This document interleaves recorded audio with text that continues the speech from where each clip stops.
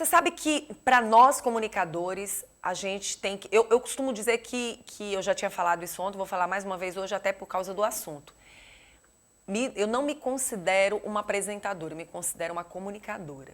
E você sabe que esse papel de ser comunicadora é muito sério. É uma responsabilidade muito grande. Porque se você está no rádio, você está se comunicando. Se você está dentro de um programa de televisão, você está se comunicando. E se você está fora de casa, conversando com uma vizinha, com um vizinho, com um amigo, com um namorado, como um ser humano, você está se comunicando. E muitas vezes você é mal interpretado. E algo que você tem que ter é a compaixão, que era algo que eu estava conversando agora há pouco com o nosso psicólogo que vai ser entrevistado aqui. Nem sempre a gente tem, às vezes você não tem mesmo a empatia e às vezes você não tem a compaixão. É você se colocar na dor do outro. E isso não tem sido fácil, principalmente nos últimos tempos. A comunicação não violenta é uma abordagem para se relacionar de uma maneira mais sincera, autêntica e ao mesmo tempo amorosa. Isso pode ser um grande desafio para muita gente. Entender e se fazer ser entendido não é fácil.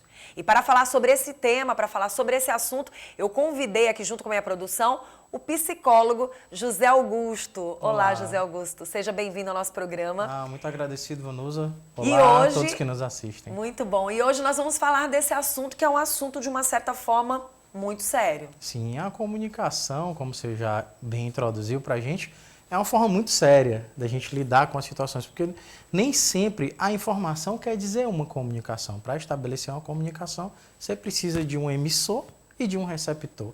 E aí, às vezes, você está no lugar de emissor, eu aqui conversando com vocês, passando uma mensagem sobre a comunicação, vocês aí do outro lado recebendo a minha mensagem. Posteriormente, eu posso estar como receptor também. Então, a gente precisa dessa compaixão, dessa empatia. E aí é que entra a comunicação não violenta. O que é isso? Como é que começou essa comunicação não violenta? Cristo, Buda, Mahatma Gandhi, Martin Luther King já eram pessoas que usavam esse tipo de comunicação, essa compaixão. Mas aí veio o psicólogo Marshall Rosenberg e estruturou isso e criou uma pesquisa. E aí hoje nós vamos falar um pouco sobre isso para vocês. Eu queria que o senhor mostrasse os pontos, para quem está em casa agora assistindo, de como identificar, na verdade, uma comunicação de uma certa forma não, digamos que, vamos dizer violenta, não Sim. violenta, né? Essa é a palavra certa, mas como é que ela pode soar de forma negativa e quais são os cuidados que você tem que ter com essa comunicação? Exatamente. Essa comunicação, só para vocês nos entenderem, ela tem 3 níveis. Ela tem o nível intrapsíquico ou intrapessoal, intra, de dentro de nós mesmos, individualmente falando, a nossa interpretação.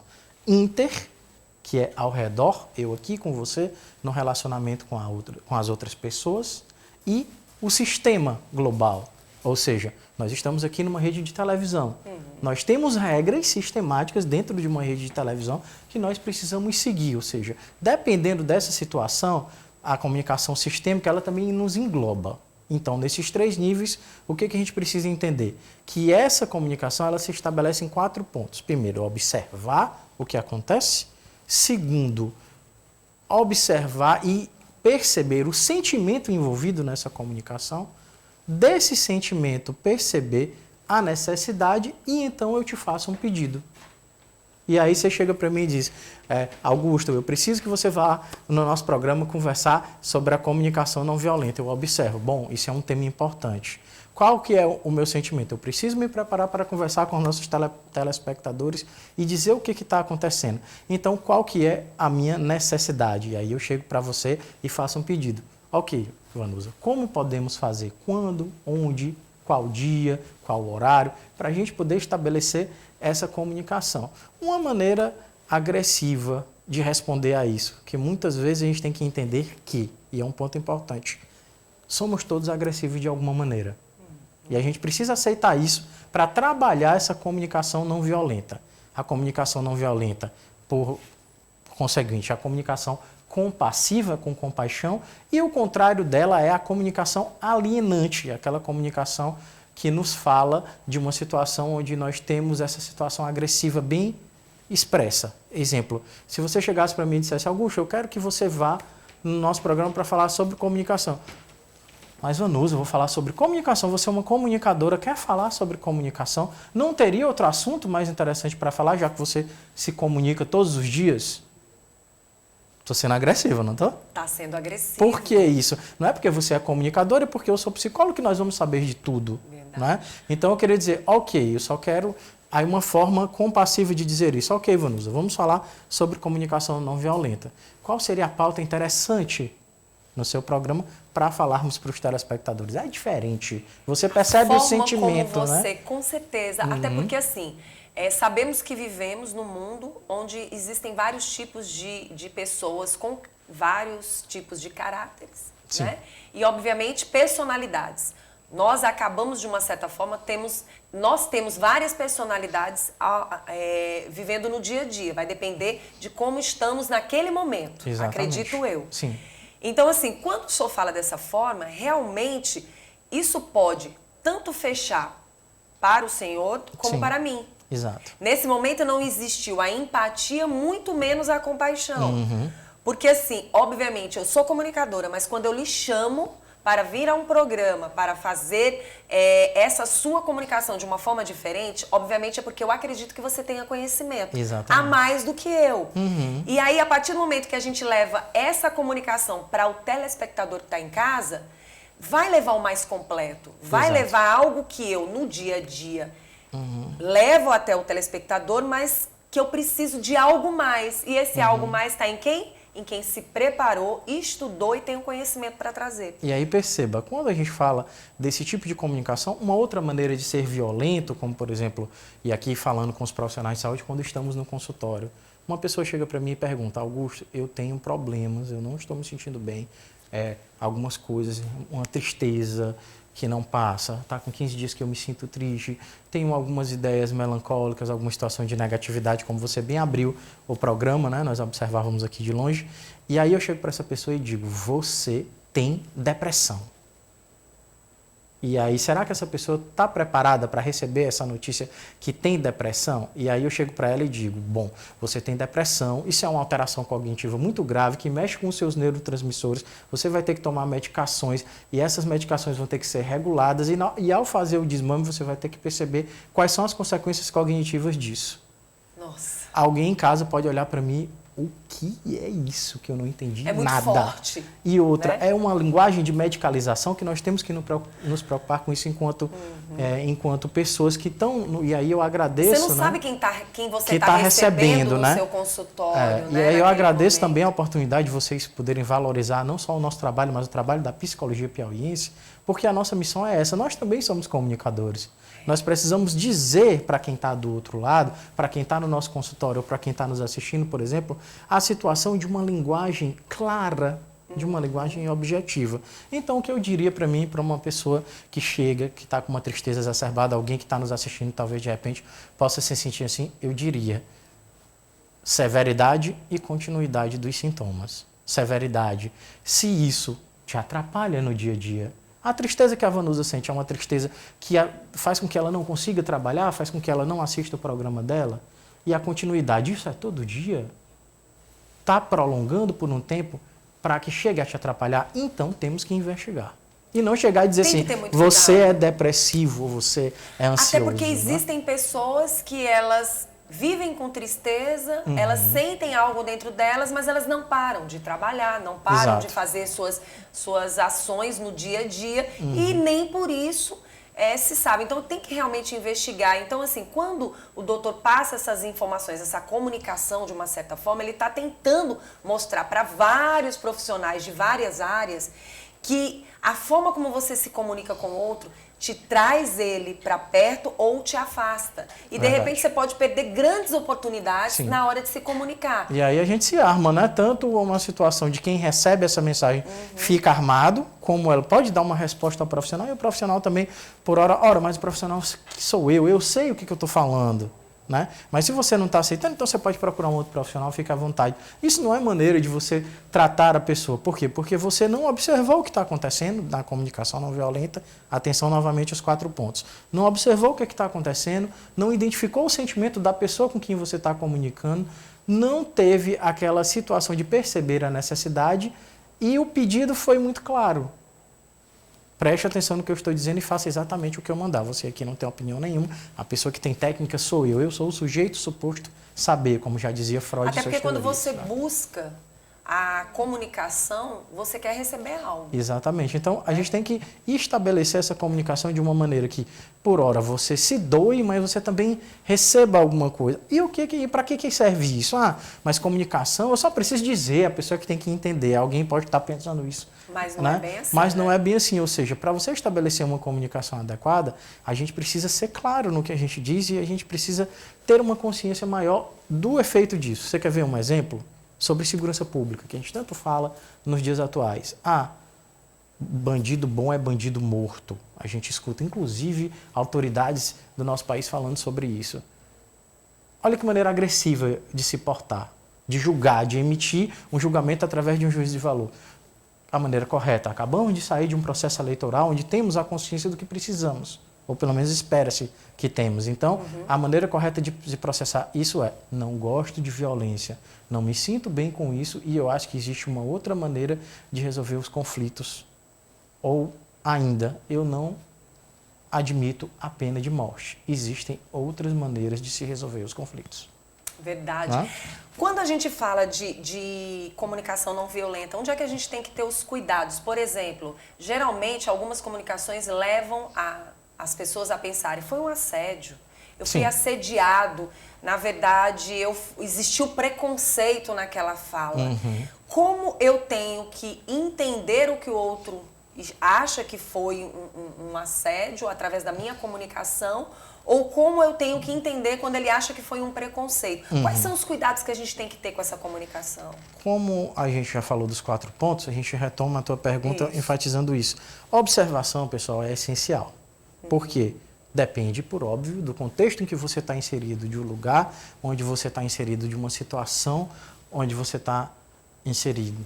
Por exemplo, há algum tempo atrás, a gente viu, alguns meses atrás, as manifestações sobre o racismo dos vidas negras importam, né? E uma determinada pessoa em uma determinada rede social, acho que nos Estados Unidos, colocou a seguinte frase: melancias importam.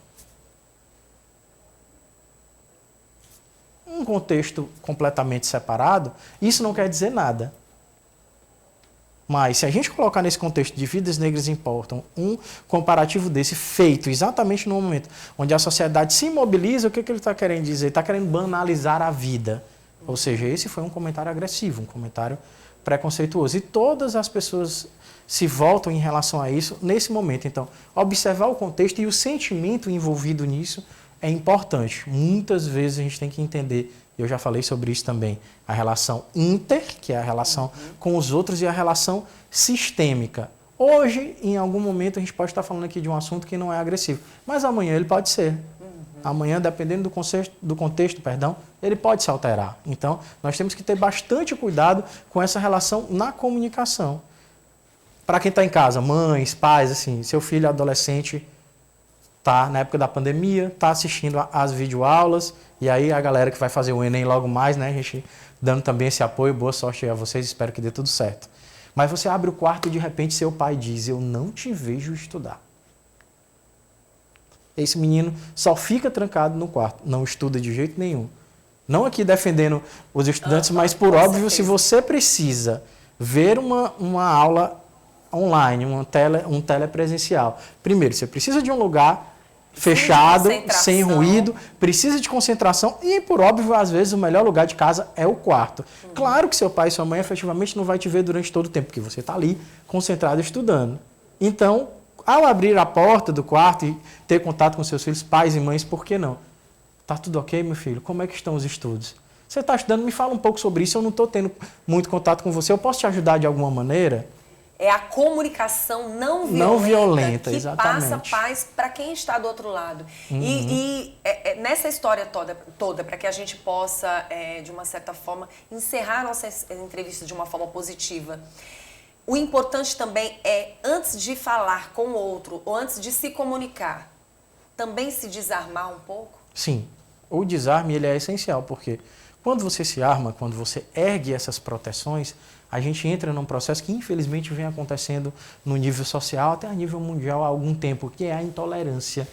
Né? Ou seja, Às vezes a pessoa não chega nem a se comunicar. Ao tentar se expressar, a pessoa já chega para você com um nível armado, tipo, não fale comigo agora, agora eu estou ocupado, isso não me interessa ou agora. Ou opiniões né? que não são iguais, ou que opiniões que não são iguais. Numa mesa, Exato. numa conversação, ou de repente um amigo vai lhe dar um conselho, ele acha que aquele conselho é viável e ele não sabe se comunicar. Sim. Ele já chega mandando, né, sendo o dono da situação.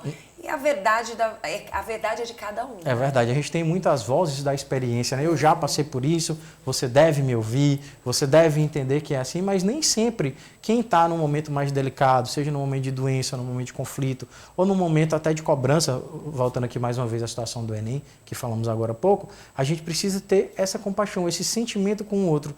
Então, claro, precisamos estudar, isso é básico.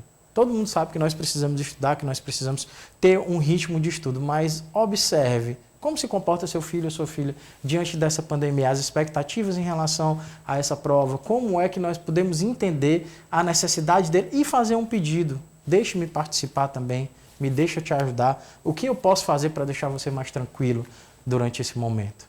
É porque você nunca sabe o que está dentro da pessoa, né? Verdade. De repente você está muito preocupado no que ela está fazendo naquele momento e ela pode estar com um problema muito maior dentro de si. E a escuta, e aqui quando eu digo escuta, não se atentem apenas ao que se ouve através dos órgãos auditivos. Observar também faz parte, a escuta não verbal, a maneira como a gente se expressa sem falar nada. Muitas vezes a comunicação não violenta não precisa de expressão. Às vezes, se você olhar para a pessoa e fazer assim, tipo, aquele olhar... Já é um olhar de julgamento, né? Você olha assim, tipo, tá sem máscara, não quero falar com essa pessoa, né? Lembrando que a gente está num ambiente higienizado, né? E que, por óbvio, a gente retira a máscara para a gente poder conversar aos telespectadores, mas nós estamos no distanciamento e minha máscara está aqui no bolso. Ok.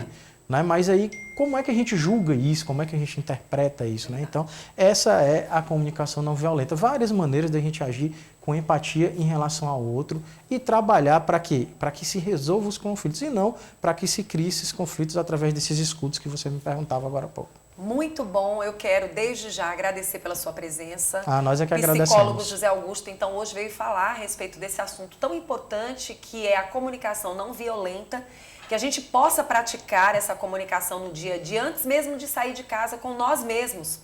Eu acho que quando você pratica essa comunicação com você, fica mais fácil de você tentar observar o que está ao redor. E muitas vezes, quando você está numa comunicação talvez violenta, é importante que o outro também se posicione ao ouvir, né? E espere um momento certo, talvez, de acalmar você naquele momento. Quando um ouve e o outro que está falando, talvez, não de forma tão certa, percebe o seu calar, o seu silêncio, ele automaticamente entende que está errado em algum ponto. Sim. Então, quando as duas partes, uma delas se silencia, algo vai dar certo depois. Agora, quando os dois estão batendo de frente, acredito que não...